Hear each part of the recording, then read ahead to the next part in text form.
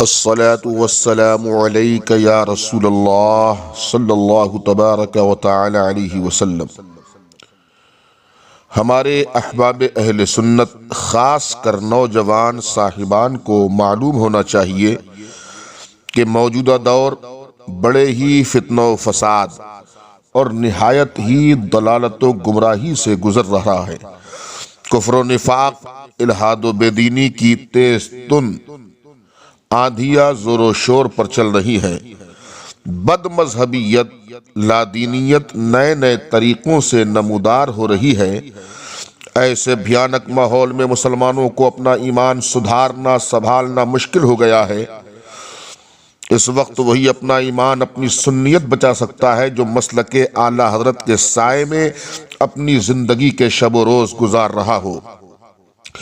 فرقہ باطلہ میں سے ایک فتنہ بڑا ہی خطرناک ہے جس کو فتنہ وہابیت و نجدیت، غیر مقلدیت کا فتنہ کہا جاتا ہے۔ یہ فساق و فجار مکار لوگ اہل حدیث کے نام سے بھولی بھالی سیدھی سادی عوام اہل سنت کو فریب دیتے ہیں۔ اپنے سوا یہ لوگ سب کو مشرک اور بدعتی سمجھتے ہیں۔ امام عشق و محبت، قاطع کفر و ضلالت، حامی سنت، ماحی بدعت الشاہ امام احمد رضا فاضل بریلوی نے بہت پہلے ہمیں آگاہ کر دیا ہے۔ سونا جنگل رات اندھیری چھائی بدلی کالی ہے، سونے والو جاگتے رہیو چوروں کی رکھوالی ہے۔ کیا مطلب؟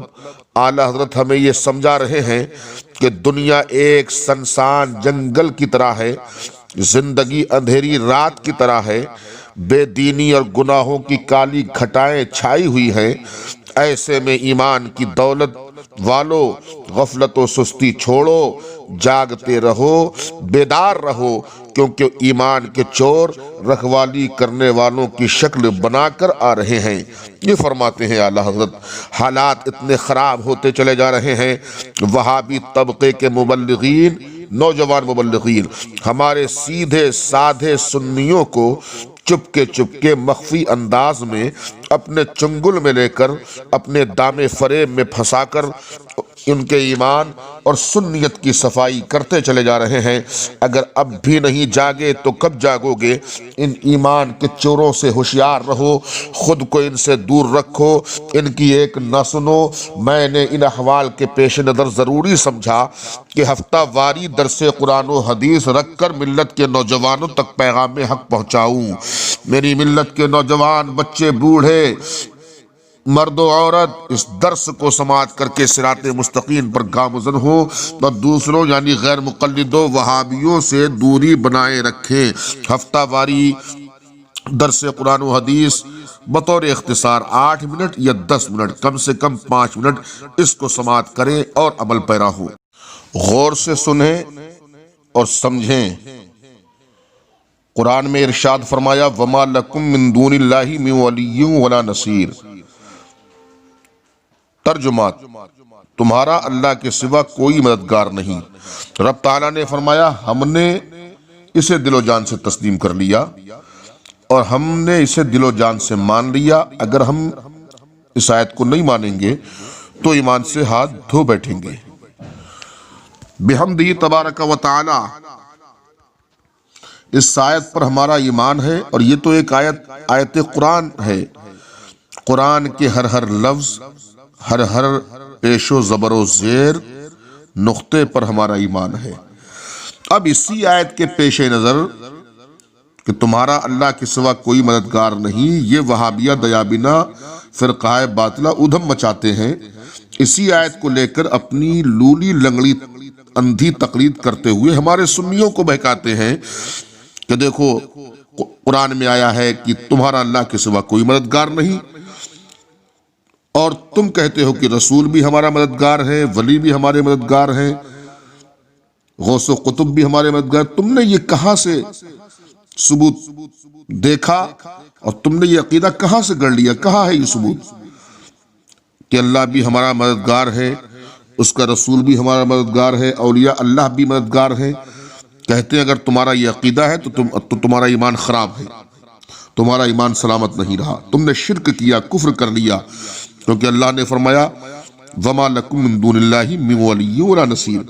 اس آیت کے پیش نظر قرآن کے خلاف تمہارا عقیدہ ہوا، کاش ان بہروپیوں، ان نجد کا دریدہ دہنوں کی نظریں قرآنی آیت کریمہ کو دیکھا ہوتا، ان کی نظروں نے قرآن کی دوسری آیت کو بھی دیکھا ہوتا، دوسری آیات کو بھی پڑھا ہوتا، سمجھا ہوتا، یا اگر پڑھا ہے سمجھ بھی لیا ہے مگر رسول دشمنی کے عقیدوں نے دھت ہو کر ایسے ایسے عقیدے گڑ دیے کہ بس اللہ کی پناہ، یہ ایمان ہی سے ہاتھ دھو بیٹھے۔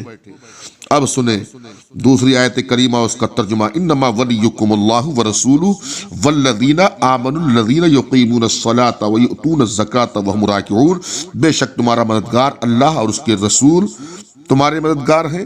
بس اتنا ہی نہیں فرمایا بلکہ فرمایا وہ بھی تمہارے مددگار ہیں، یعنی اللہ کے نیک بندے۔ اب اس آیت کے پیش نظر ہم نے رسولوں کو، اولیاء اللہ کو، اغواث و اقطاب کو اپنا مددگار مان لیا تو کون سا شرک کیا؟ یہ تو قرآن ہی میں ہے نا، قرآن کی آیت کریمہ ہے نا، انما ولیکم اللہ ورسولہ والذین آمنوا الذین یقیمون الصلاۃ ویؤتون الزکاۃ وہم راکعون۔ انما ولیکم اللہ ورسولہ، بے شک اللہ تمہارا مددگار، تمہارا رسول، اور والذین آمنوا الذین یقیمون الصلاۃ ویؤتون الزکاۃ وہم راکعون، اس سے مراد نیک بندے۔ تو غوث اعظم سے بڑا نیک بندہ اللہ کا کون ہوگا؟ خواجہ غریب نواز سے بڑا نیک بندہ اللہ کا کون ہوگا؟ اعلیٰ حضرت سرکار مفتی اعظم سے اللہ کا بڑا نیک بندہ کون ہوگا؟ تو ہم نے ان ایمان والوں کو، ان پیاروں کو، اللہ کے ولیوں کو ہم نے مددگار مان لیا تو یہ کفر نہیں ہوا۔ تم نے آیت کریمہ کو نہیں مانا تو تم نے شرک بھی کیا، کفر بھی کیا، تم ایمان سے ہاتھ دھو بیٹھے۔ اب 28ویں پارے میں دیکھیں سورہ تحریم کی آیت کریمہ، فَإِنَّ اللَّهَ هُوَ مَوْلَاهُ وَجِبْرِيلُ وَصَالِحُ الْمُؤْمِنِينَ، بے شک اللہ ان کا مددگار اور جبریل امین بھی مددگار اور اللہ کے نیک بندے بھی مددگار۔ یہ قرآنی آیات ہیں، تو کیا ان آیات سے ہم اعراض کر سکتے؟ نہیں کر سکتے۔ تم نے اعراض کیا، تم نے منہ پھیرا، تم نے نہیں مانا، وہابیو، بدعقیدو، غیر مقلدو، تم گئے، تم نے اپنا ایمان برباد کر لیا۔ اور سنو قرآن میں اللہ نے فرمایا واللہ خیر حافظا وہو ارحم الراحمین، اور اللہ حفاظت فرمانے والا ہے، یعنی اللہ ہی بہتر حفاظت فرمانے والا ہے۔ اس آیت کریمہ کے پیش نظر بھی بہت ادھم مچاتے ہیں یہ لوگ، یہ کہتے ہیں کہ اللہ حافظ ہے، اللہ نگہبان ہے، لیکن وہ آیت کریمہ کا کیا ہوگا؟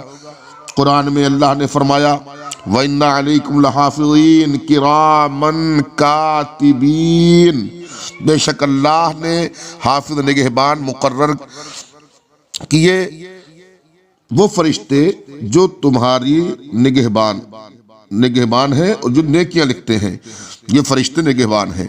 تو اللہ نے نگہبان فرمایا فرشتوں کو، تو ہم نے اگر یہ کہا اللہ کی مدد سے اللہ کے فرشتے، اللہ کے رسول مدد فرماتے ہیں، تو یہ شرک کیوں کر ہوا؟ یہ شرک کیسے ہو گیا؟ تو ہمارے علماء کرام، مفتیان اعظام ہی آپ کو مطمئن کریں گے۔ غور کیجئے، اللہ کو مدد کرنے کی کسی نے طاقت و قوت نہیں دی، وہ خود ہی حافظ ہے جو ذاتی طور پر ہے، خود ہی محافظ حقیقی ہے، وہی مدد فرمانے والا ہے، اور اس کی مدد سے، اس کی عطا سے انبیاء و مرسلین، صحابہ و تابعین، اولیاء کاملین، یہ سب مددگار ہیں، اللہ کی عطا سے ہی مددگار ہیں، اللہ کی عطا سے حفاظت فرمانے والے ہیں۔ ہم ان میں سے نہیں ہیں کہ بعض کو جھٹلائیں، بعض پر ایمان رکھیں، یہ تو تمہارا رویہ اور تمہارا دوغلاپن ہے۔ الحمدللہ ہم قرآن کی تمام آیتوں پر ایمان رکھتے ہیں، اس لیے میرے سنی بھائیوں، نوجوانوں، ان بدعقیدوں سے خود کو دور رکھو، اپنا ایمان بچاؤ، سنیت کو بچاؤ، ورنہ ایمان چلا جائے گا، برباد ہو جاؤ گے۔ لہذا سمجھو، کتابوں کا مطالعہ کرو، قرآن پڑھو، اس کی تفسیر سمجھو، تفسیر پڑھو، اور قرآن و حدیث کی روشنی میں حق کیا ہے وہ سمجھو، باطل کیا ہے اس کو سمجھو۔ فقیر قادری اختر رضا آپ کی خدمت کے لیے ہر ہفتہ اسی انداز کی گفتگو پیش کرے گا قرآن و حدیث کی روشنی میں، اس کو سن کر آپ عمل کریں۔ اللہ مجھے عمل کرنے کا، آپ کو عمل کرنے کا جذبہ عطا فرمائے، آمین یا رب العالمین۔